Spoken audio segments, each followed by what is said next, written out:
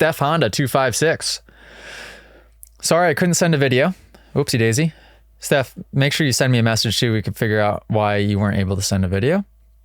Why do I never feel stable on the bike going around berms and corners?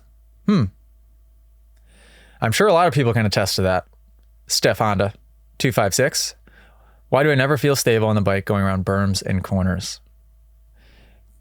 It's impossible to guess that completely accurately without seeing you ride. But what I will say is that there's two key ingredients that are likely the source. One, you have lack of upper body stability, which means that a lot of people, when they sit down, they sit and their abs will turn off and they slouch. The shoulders will kind of roll and hunch forward, creates this whole roll of the back. And this is the position that they sit in. Not only do they sit in this position anytime they sit, period, they sit in this position when they're on the dirt bike as well, which connects your lower body and your upper body as one. So now I am literally just getting flung from side to side with zero control of what the bike does something, and I'm going to feel it all the way up to my head. It's really a dangerous thing. And if people don't understand the importance, there's high level pros, there's fast pros that ride hunched like this, and then they wonder why they crash all the time. It's like, well, your whole body is one.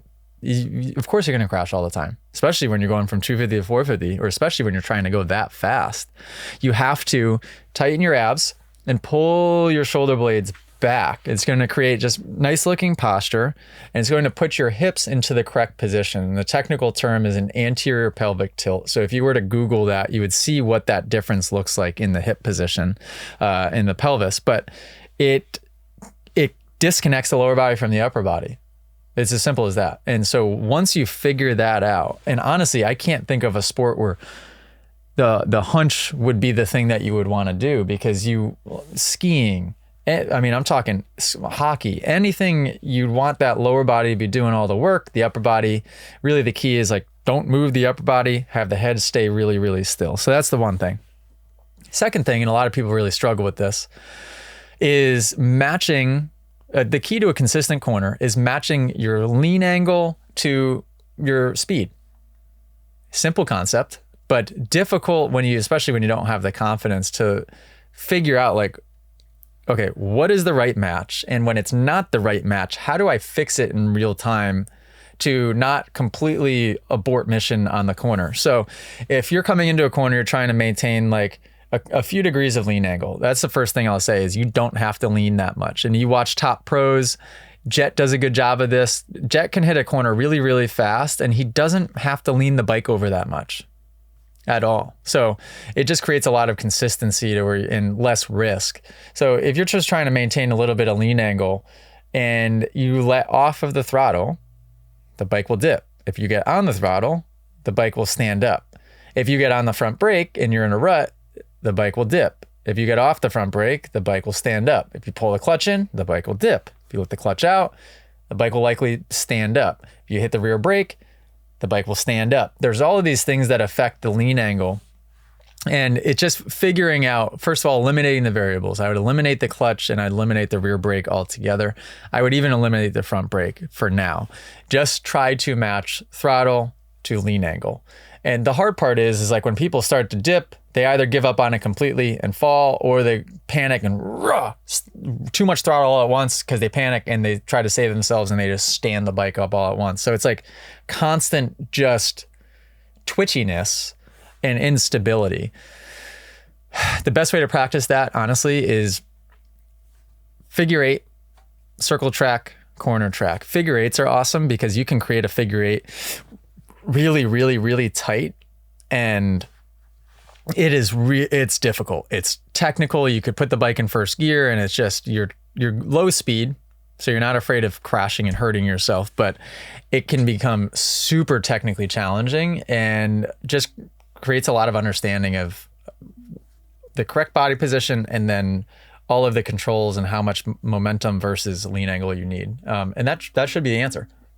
Hey guys, before we get back to the video, Moto Academy is doing a world tour in 2024 and we're releasing dates every single week. So head over to themotoacademy.com if you want to train with myself and the Moto Academy. If you didn't see a location near you last time you're on the website, pop over to themotoacademy.com again, because like I said, we're posting new dates multiple times a week, every single week, and we're going all over the world. Themotoacademy.com, go check it out. Back to the video. What I will say is send me a message and send a video of your riding footage in, because if you haven't already, Steph Honda 256, because I could see, somebody could send me a 5-second video and I can break that 5-second video down and tell you exactly what you're doing wrong. I've got some, you guys would crack up if you'd seen some of the videos that I get that I have to try to like, first of all, I'll get somebody will send a video and it's from like 2 football fields away, taken with a freaking Nokia, one of those phones that's got the walkie-talkie, and there's 20 people on the line. They don't tell me who it is. So now I'm just trying to figure out who's the person on the line. Okay, it's 2 football fields away, can't quite see. And I do a good job of breaking it down. Even then, people send in GoPro footage from their helmets. A lot of times that's difficult to be able to give proper advice. But the one thing I pride myself on is I don't just throw out random advice just to try to say something and make it sound like I'm helping them if I don't actually gather any info from the video. But with that said, I'm really good at being able to watch some of these videos that aren't always ideal and like be able to find that one little nugget that can help somebody.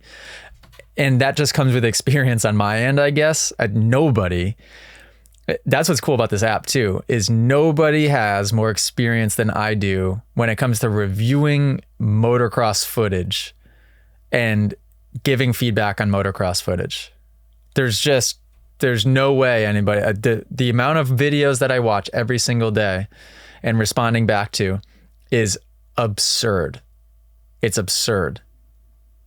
And we're going to have to figure that out. But we've got some news, and I mentioned on the last podcast, I can't talk about it, but I'll talk about it this much.